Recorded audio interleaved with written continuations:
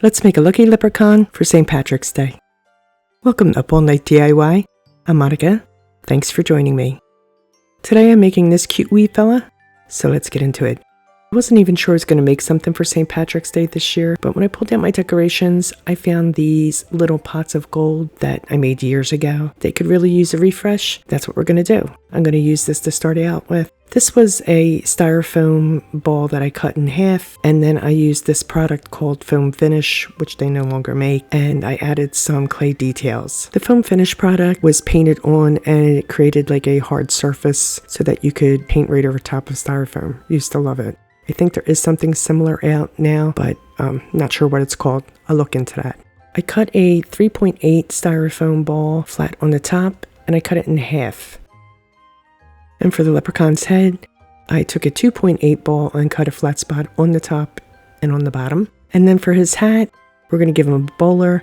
This is a 2.3 styrofoam ball, and we'll use that for the top of his hat. Those foam balls will get stacked to create the leprechaun, and then the leprechaun will go in the center of the pot. I punched out a bunch of circles to make some gold coins. These are made with Model Magic, and I just used a cookie cutter. I'm going to spray paint these gold. Every leprechaun needs a pot of gold, right? We'll be using Model Magic to create our leprechaun. I grab a handful of clay, and I condition it by squeezing it and kneading it. Then I'll roll it out nice and flat with my brayer until I'm happy with the thickness. And then I'm going to lay that clay right over the largest styrofoam ball, and I'm going to work it until it's really well stuck, just really pressing the clay into the styrofoam, and I'll cut away any excess clay.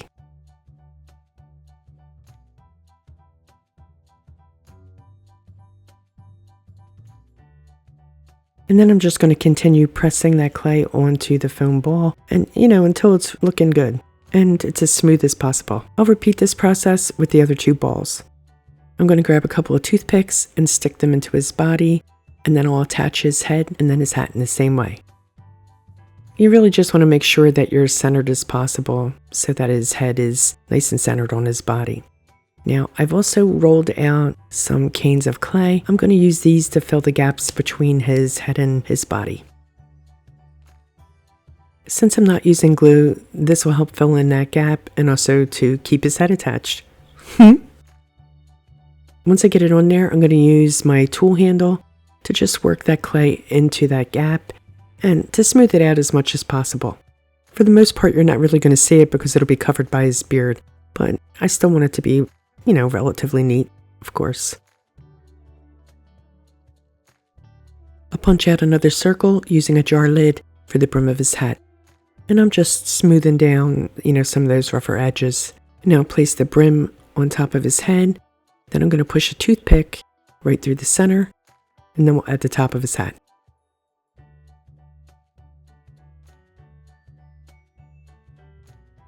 And we're going to fill in that gap with another cane of clay, exactly the way we did the one between his head and body.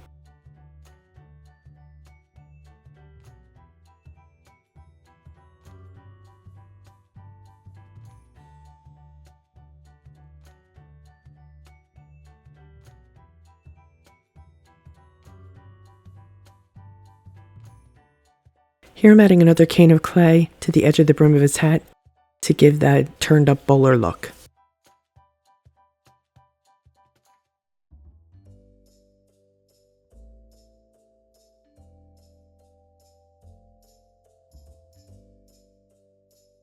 There we go. Looking good. I've cut about an inch of clay into a belt for around the top of his hat, so I'm just going to add that. I'm just pressing it right on there. And I'll cut away any excess. I punch a wee buckle for his hat from flattened clay. And I'm going to pop that right onto the center of the belt on his hat. I've rolled a small ball for his nose. He's going to have a nice big old plump nose. I've rolled a slightly larger ball, which I'm going to cut in half, for his cheeks.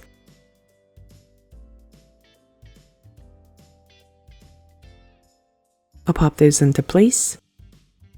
I'm pressing firmly enough for them to stick, but not enough to distort the shape. And once again, I'll roll over them to incorporate them into the clay on his face. And I'll position his nose right between the cheeks.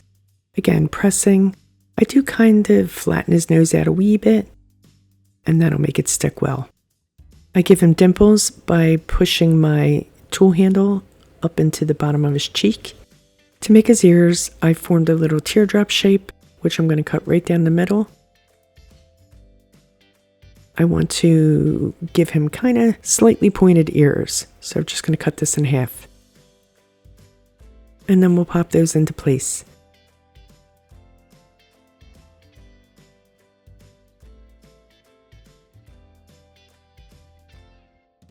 He's starting to come together. To make his beard, I rolled another cane and I'm slightly flattening it, and I'm just going to position that from ear to ear.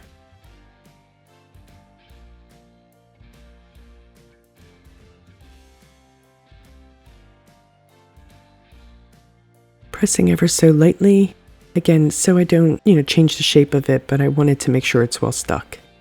To make little sideburns, I'm going to cut a small piece of cane in half. I'm going to give it like a wee bend to make it kind of look like a horn. And we're going to just pop those right on, kind of above his ears, but meeting up with his beard.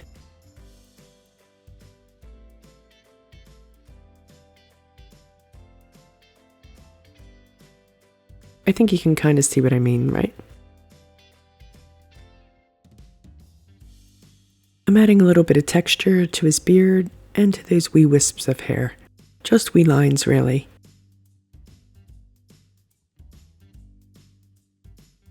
That should do it. To make his arms, I'm rolling out logs of clay, slightly narrow at one end.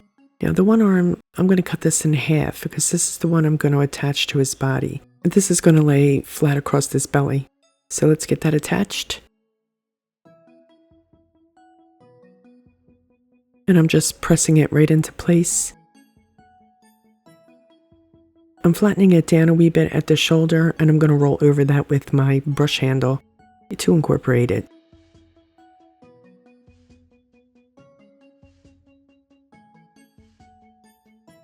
His other arm is rolled the same way, slightly more narrow at one end, and this one is going to be sticking up, so I'm going to use a toothpick to attach this. I'm just flattening out where the shoulder would be, where it's going to meet the body. I'll push the toothpick in on a slight angle, see? And I'm just going to slide the arm right over top of it. And now I'm going to press that clay into the clay on his body. And again, I'll roll over it with my tool handle. I go completely around his arm to make sure that it's really well stuck on there. And, as smooth as possible. I'm going to give a slight bend to his hand because he's going to be holding a Shamrock balloon.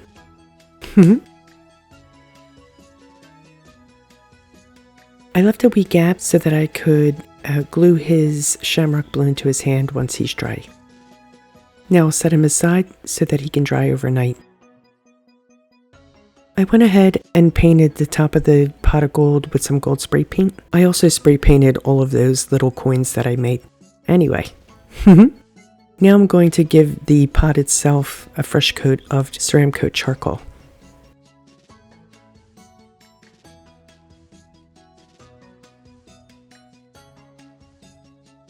To age the pot, I'm going to come in with some Ceramcoat Hippo and Ceramcoat Rain. I'm just dry brushing anywhere that I think it needs it. You know what, guys? I'm so glad that I found these. I really hate throwing anything away, and this gave me a reason to make a St. Patrick's Day project. So, you get the idea. Let's jump forward.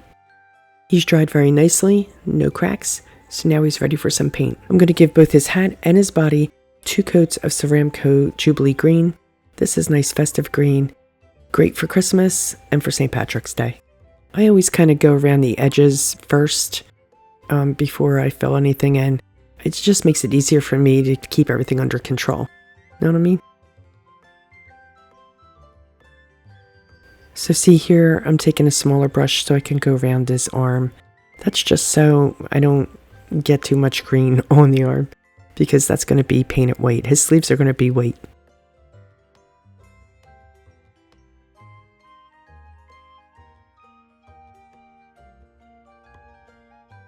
So now that everything's outlined, I'm just going to fill it in with a larger flat brush.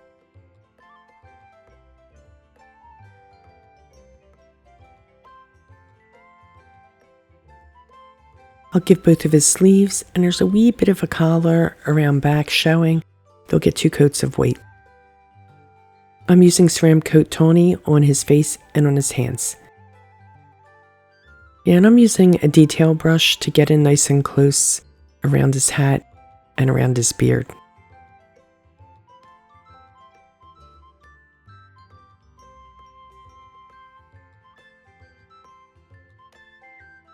I also kind of outline his hands just so I don't go too far with the flesh color. Now I come in with a slightly larger flat brush and fill in all those spaces.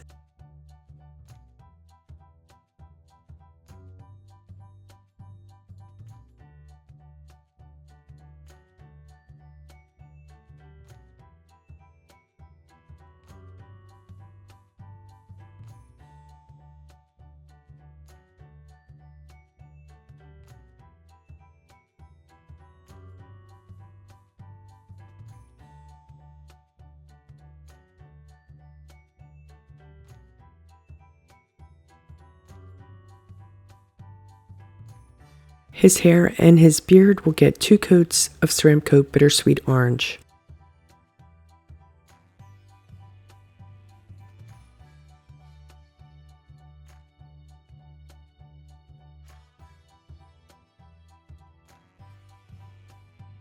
Again, I'm outlining first, especially this part because it's a lot more narrow than the other sections.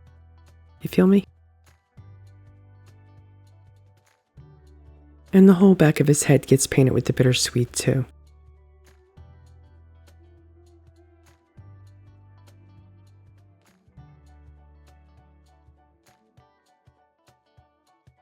I give the buckle on his hat 2 coats of gold. And I will say that this is really the only gold I ever have in my decor. After just redoing that typewriter last week saying I don't decorate with gold, here I am using gold. But you know, I mean, Leprechaun, gold coins, right? The hat band gets 2 coats of Ceramcoat Charcoal.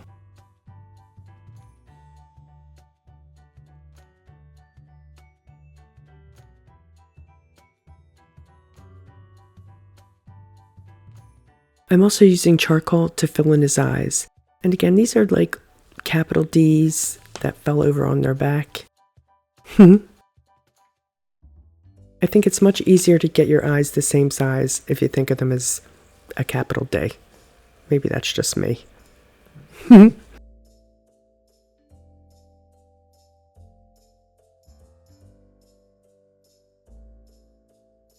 He gets a wee half smirk, also in charcoal.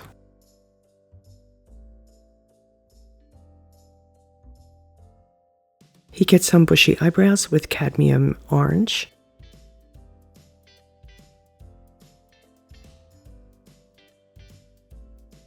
I pinstripe his sleeves with Ceramcoat Parsley. He'll also get parsley cuffs.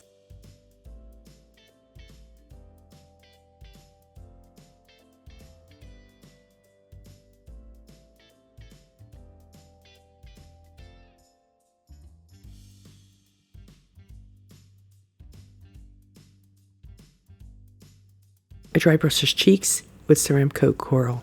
Oh, his nose too. We'll float in some shading with Folk Art Floating Medium. I'm going to prep my brush with the medium, getting a nice healthy coat on there. I'll side load with Ceramcoat Raw Sienna. I'll blend the medium and the paint by stroking my brush on my plate.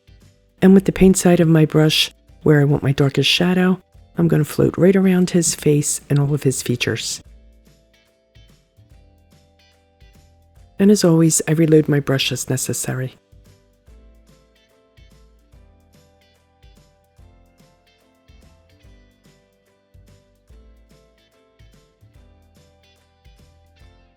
A wee bit under his eyes, along his ears, a dab under his cheeks, and right where his hands meet his sleeves.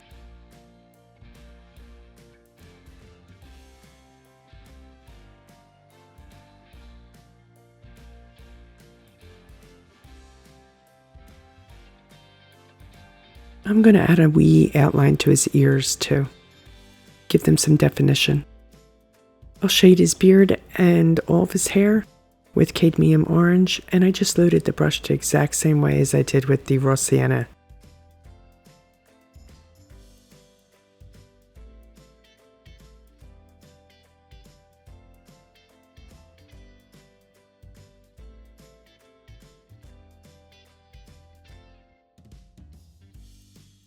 I add little curly cues with the cadmium too in the back of his head, you know, just for kicks. Now I'm going to shade around all the white and actually all the green with parsley.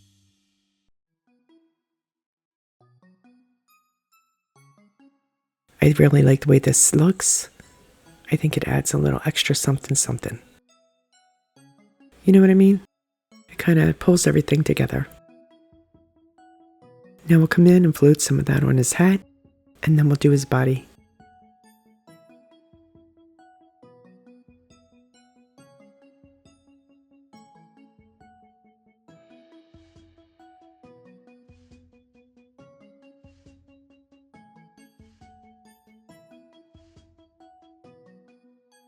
I float the band of his hat with Hippo Gray, and I do both the top and the bottom of the band. And a wee touch on the inside of the buckle. I add white highlight strokes to his eyes, and I dot white highlights on his cheeks and his nose. Boop. I'll use toothpicks to attach the leprechaun to the pot.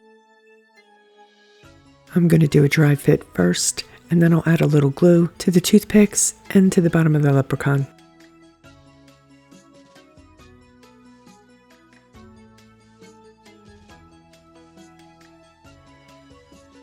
And I'll push him right back into place. With 3-in-1 glue, I'm going to add some Shamrocks to the front of his wee belly. These are made from foam and they're all glittered up. Actually, it looks like they're 4-leaf clovers. I'm going to put one on his hat band too.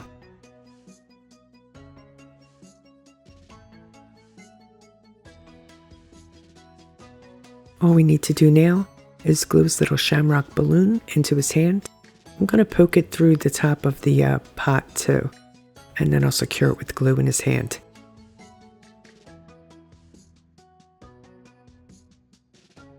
Just a wee dab hot glue will do it.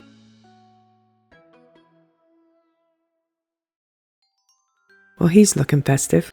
Last thing, we just have to add his gold coins. And I'm just going to hot glue them around him and maybe do a second layer.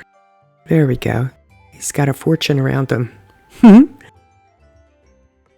So now I'm going to spray him with clear matte sealer. Here's a final look at our lucky wee leprechaun. I hope you liked today's project. I really had fun making him. I'm glad I got to do a St. Patrick's Day project because I didn't really think I was going to. And I'm really pleased that I got to reuse those pots that were in my stash. Let me know what you think down in the comments. Please like, share, comment, and subscribe, and all that good stuff. Stay creative, my friends. Thanks for hanging with me. See you next time. Up all night with Monica.